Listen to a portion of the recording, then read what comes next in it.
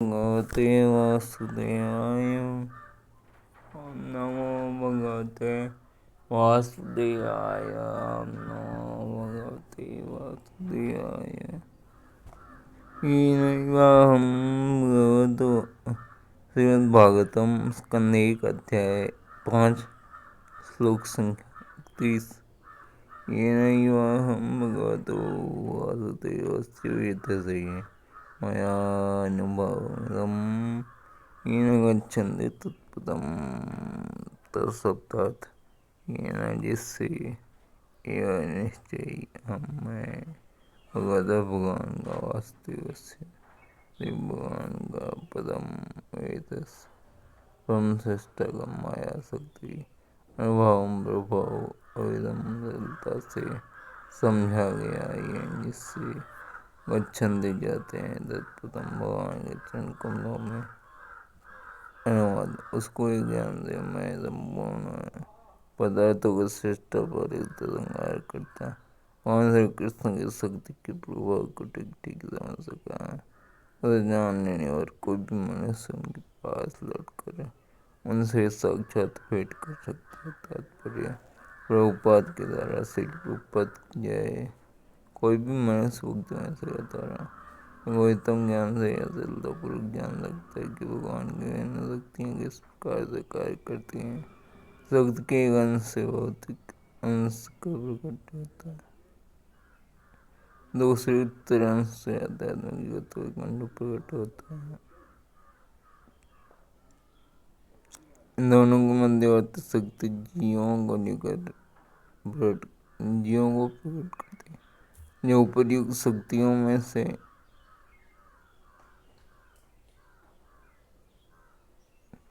किसी एक की सेवा करते जीव उपर्युक्त शक्तियों में से किसी एक की सेवा करते हैं। भौतिक शक्ति की सेवा में लगे जीव अपने आत्म सुख के लिए कठोर संघर्ष करते हैं जो उनके समक्ष ब्रह्म के रूप में प्रस्तुत होते हैं। किंतु जो आध्यात्मिक शक्ति में रहते हैं उन्हें सनातन जीवन पूर्ण ज्ञान आनंद में भगवान की प्रत्यक्ष सेवा प्रदान की जाती है। जैसा कि भगवद गीता में भगवान ने कहा है ज्ञान की इच्छा है कि सारे बुद्ध जीव जो भौतिक शक्ति की सत्ता में सट रहे हैं इस भौतिक जगत के सारे कार्य व्यापारों को त्याग कर उनके पास वापस आ जाए। ज्ञान का यह गुहित मंत्र है लेकिन इससे शुद्ध भक्ति ही समझ सकते हैं। वे ही भगवान के धाम में उनका दर्शन करने और उनकी सेवा करने के लिए पहुंच पाते हैं। इसको जन्त उदाहरण है सन्मार्ग जिन्हें शाश्वत ज्ञान तथा आनंद की अवस्था प्राप्त हुई। इसके बारे में सारे साधन मार्ग हर एक के लिए खुले रहते हैं बशर्ते कि नारद मुनि के चरण चिन्ह का अनुगमन करने के लिए राजी हो जाता है। सत्य के अनुसार परमेश्वर की शक्तियाँ अनायास ऐसे ही माया जैसा कि ऊपर कहा जा चुका है 3 ब्रह्म कोटियों में अर्थ की गई है।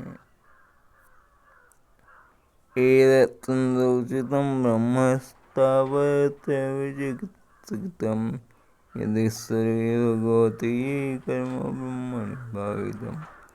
एतत् इतना संदोचितं विद्वानों निर्धारित मन हे ब्राह्मण स्थापत्य 3 प्रकार के ताप कष्ट विचिकित्सितम उपचार औषधि जो ईश्वर परम नियम भगवती भगवान कर्मण्य अधिकारी मणि में भावितम। अनुवाद। हे ब्राह्मण विद्वानों द्वारा निश्चित होगा कि समस्त कष्टों और दुखों के उपचार का सर्वोत्तम उपाय यह है कि अपने सारे कर्मों को भगवान श्री कृष्ण की सेवा में समर्पित कर दिया जाए। तात्पर्य श्री नारद मुनि ने स्वामी अनुभव किया कि मोक्ष का मार्ग खोलने और जीवन के समस्त कष्टों से छूट पाने के लिए सबसे सहज व्यवहारिक उपाय है। ये सही तथा प्राणिक स्रोत से भगवान की दिव्य लीलाओं का विनीत भाव से श्रवण किया जाए। ये उपचार की एकमात्र वस्तु विधि है। यह सारा भौतिक जगत कष्टों से भरा है। मूर्ख लोगों ने उन्हें क्षुद्र मस्तिष्कों के बल पर शरीर तमन से संबंधित एवं अन्य जीवों के संदर्भ में प्राकृतिक कृत्यों से संबंधित 3 प्रकार के कष्टों को दूर करने के अनेक उपचार ढूंढ निकाले हैं और संसार इन कष्टों से उबरने के लिए कठिन संघर्ष कर रहा है। किंतु लोग ये नहीं जानते कि भगवान की अनुमति के बिना न तो किसी योजना से न ही किसी उपचार विधि से वांछित संदेह उपशमन लाया जा सकता है। यदि भगवान की स्वीकृति न हो तो सदैव उपचार द्वारा रोग को स्वस्थ करने का प्रयास व्यर्थ होगा। यदि भगवान की स्वीकृति न हो तो नदी या समुद्र को नाव द्वारा पार करना कोई उपचार नहीं। प्रभुपाद में यह निश्चित रूप से ज्ञात होना चाहिए कि भगवान ही परम स्वीकृति दाता है। अतएव अंतिम सफलता के लिए या सफलता के मार्ग के अवरोधों से मुक्ति पाने के लिए हमें अपने सारे प्रयास भगवान को समर्पित कर देने चाहिए। भगवान सर्वव्यापी सर्वशक्तिमान सर्वज्ञ हैं। वे समस्त क्षेत्र पूरे फलों के चरम स्वीकृति दाता हैं। अतः हमें चाहिए कि हम अपने सारे कर्म भगवान की कृपा को समर्पित करें और उन्हें निर्गुण ब्रह्मांतर्यामी परमात्मा या पूर्ण पुरुषोत्तम भगवान के रूप में स्वीकारें। फिर चाहे हम जो भी हो, हमें प्रत्येक वस्तु भगवान की सेवा में समर्पित करनी चाहिए। कोई विद्वान, विज्ञानी, दार्शनिक, कवि इत्यादि है तो उसे चाहिए कि भगवान की श्रेष्ठता स्थापित करने के लिए अपने ज्ञान का उपयोग कर जीवन के प्रत्येक क्षेत्र में भगवान की शक्ति का अध्ययन करने का प्रयास करो। न तो उनका बहिष्कार करो और न ही अल्प ज्ञान संग्रह करके उनके समान बनने या उनका स्थान ग्रहण करने का प्रयास करो। यदि कोई प्रसादक, राजनीतिक योद्धा इत्यादि है तो उसे चाहिए कि राजधर्मिता में भगवान की सर्वश्रेष्ठता स्थापित करने का यत्न करें।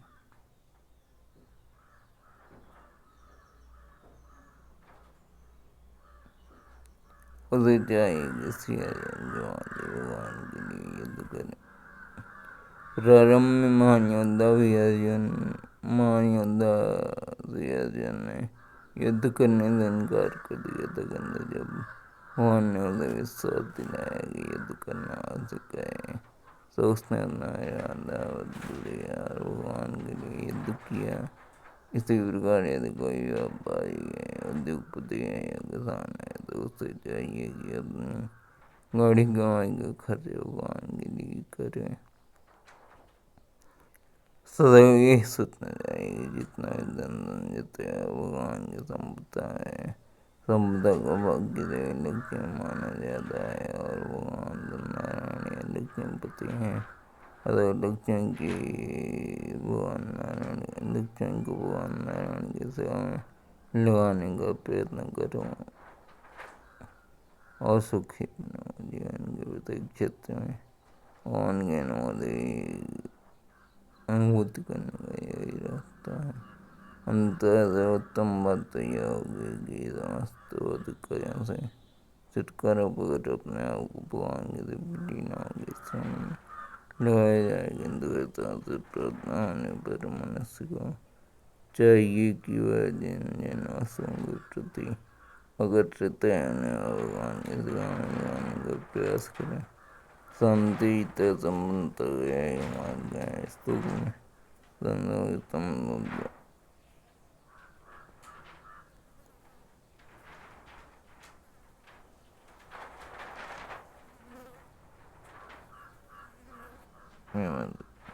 कभी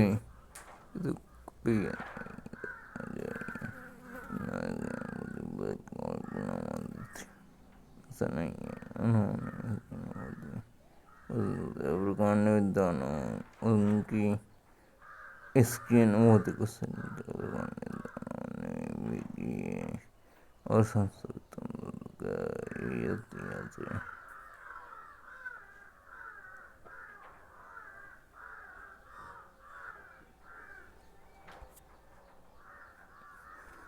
आमयो यश्च भूतानां जायते येन सोऽपृता तदेवायमयं द्रव्यं न पुनाति विजितम् अमयव्याधियाय जो भी भूतानां जीवों की जयते संभवते हैं जिसके द्वारा सुप्रत्यय आत्मा ततो वह एवं निश्चय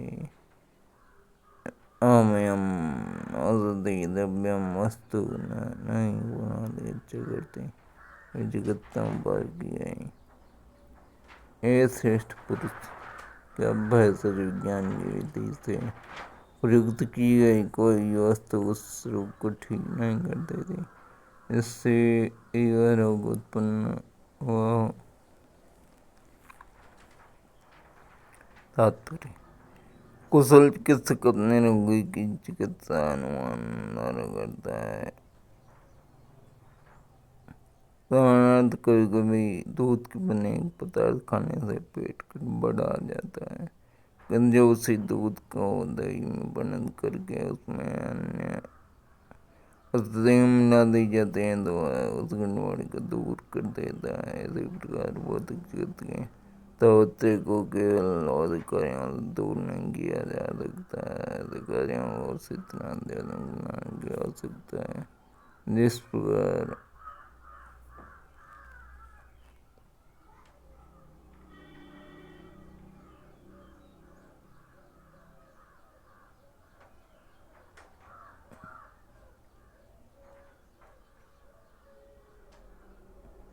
उन लोगों को कर दिया जाता है तब अग्नि अपना कार्य करती है। इसी वस्तु को भौतिक धारणा तुरंत ही बदल जाती है यदि हम उसे भगवान की सेवा में लगा देते हैं। आध्यात्मिक सफलता का यही रहस्य है। हमें न तो प्रगति पर रोत जुटाने का प्रयास करना चाहिए और न ही भौतिक वस्तुओं को परित्याग करना चाहिए। बुरे सौदे के सदुपयोग के श्रेष्ठ विधिया है कि सारी वस्तुओं का उपयोग भगवान के लिए किया जाए। प्रत्येक वस्तु परमात्मा से अद्भुत है। वे अपने अत्यंत शक्ति से आत्मा को पदार्थ में और पदार्थ को आत्मा में बदल सकते हैं। तो भगवान की परम इच्छा से कोई भी अवतीत भौतिक वस्तु तुरंत ही आध्यात्मिक शक्ति में बदल सकती है। ऐसे परिवर्तन के लिए आवश्यक दिया है कि तथाकथित पदार्थ को आत्मा की सेवा में लगाया जाए। अपने भौतिक रूप का उपचार करने और अपने आप को उस अध्यात्मिक स्थिति तक उठाने के लिए जहाँ न दुख है न सुख और न भय यही एकमात्र उपाय है। इस प्रकार जब प्रत्येक वस्तु भगवान की सेवा में लगा दी जाती है तो अनुभव होता है कि परम ज्ञान कुछ भी नहीं है। इस प्रकार सर्वं खंडितम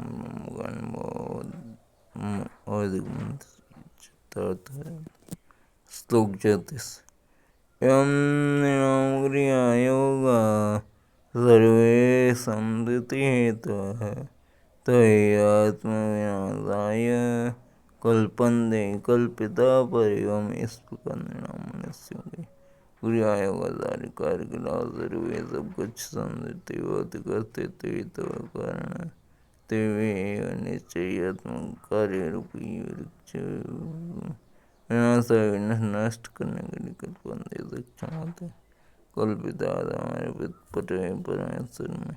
इस प्रकार जब मनुष्य के सारे कार्य भगवान की सेवा में समर्पित होते हैं तो वही सारे कर्म जो उसके शाश्वत बंधन के कारण होते हैं कर्म रूप वृक्ष के विनाश करते बन जाते हैं। तात्पर्य भगवद्गीता में जीव को निरंतर व्यस्त रखने वाले काम कर्म की तुलना वट वृक्ष से असत से की गई है क्योंकि इसकी चट बहुत कहने जाते हैं। जब तक कर्म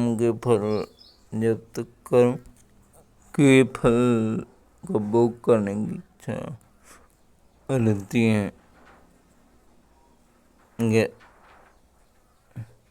तब तक कर्म के अंदर आत्मा का ध्यान रहना, एक शरीर से दूसरे में, एक स्थान से दूसरे स्थान में होता रहता है। यही भोग इच्छा भगवान की सेवा करने की इच्छा में बदली जा सकती है। ऐसा करने से मनुष्य का कार्य कर्मयोग में अथवा उस मार्ग में बदल जाता है। जैसा मनुष्य अपनी स्वाभाविक प्रवृत्ति के अनुसार कर्म करते हुए आध्यात्मिक पूर्णता प्राप्त कर सकता है। यहाँ पर आत्मा शब्द समस्त तमाम कर्म की कोटियों का सूचक है।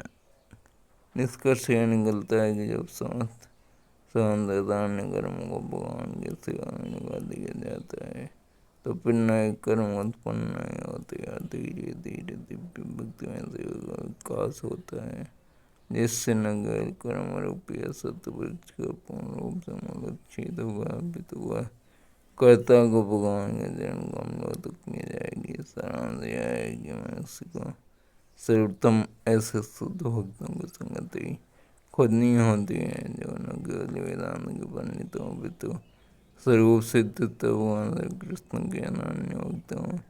इस संगति में नवदीक्षित भक्तों को चाहिए कि बिना भेदभाव के तन मन से संपूर्ण सेवा करें। इस सेवा वृत्ति से प्रेरित और महापुरुष अपनी कृपा प्रदान करने के लिए अधिक इच्छुक होंगे, जिससे नवदीक्षित भक्ति में भक्तों के दिव्य गुण हो सके। धीरे धीरे से भगवान के दिव्य लीलाओं के श्रवण के प्रति प्रगाढ़ रुचि उत्पन्न हो सकती, जिससे वह स्थूलता सूक्ष्म शरीरों की स्वाभाविक स्थिति की तरफ से विपरीत आत्मा परमात्मा के साथ अपने साथ संबंध का ज्ञान प्राप्त कर सके। साथ संबंध की स्थापना के जुड़ जाने के बाद धीरे धीरे भगवान के तत्वोक्ति होकर भगवान के पूर्ण ज्ञान का रूप धारण कर लेती है। जो निर्गुण ब्रह्म तदंतर्यामी परमात्मा की परिधि के बारे में ऐसे पुरुषोत्तम योग से जिसका भगवद गीता में उल्लेख है, मनुष्य इसी शरीर में परिपूर्ण बन जाता है और उसमें सर्वोच्च मात्रा में भगवान के उत्तम गुण दिखने लगते हैं। तो दुखतम की संगति से ऐसा ही ग्रहण का कार्य होता है। श्लोक संख्या 35। यदा अज्ञते कर्म भवत् परितो ज्ञानम यत्तदत्यं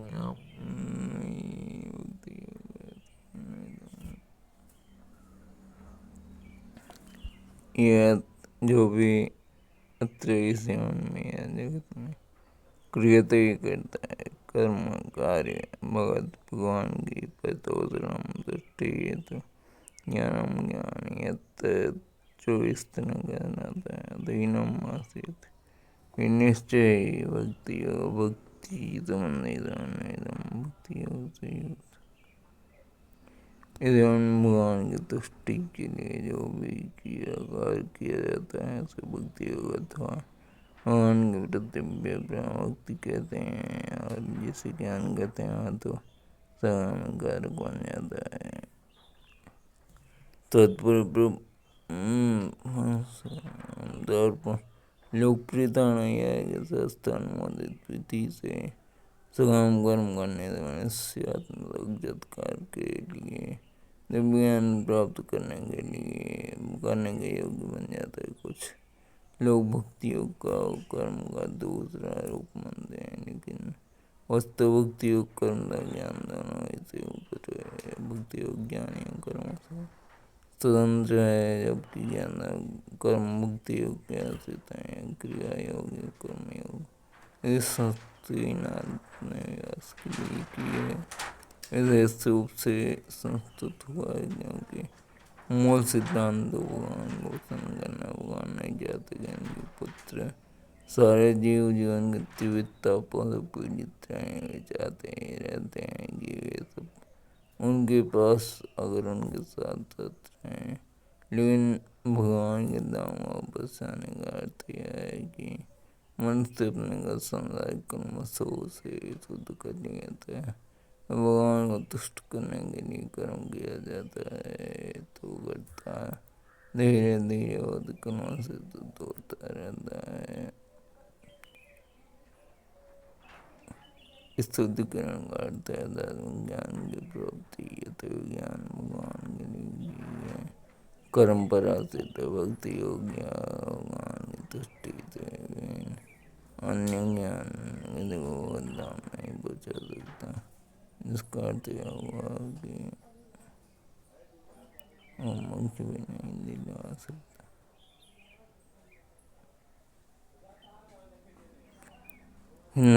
कर्म बच्चत भावाजितम लोक में इसे करने का जो भक्त भगवान ऐसे रूप से भगवान दिव्यमय आगे श्रवण और कीर्तन में लगा रहता है और दैवी कृपा के साथ आध्यात्मिक प्रकाश प्राप्त करता रहता है। ऐसे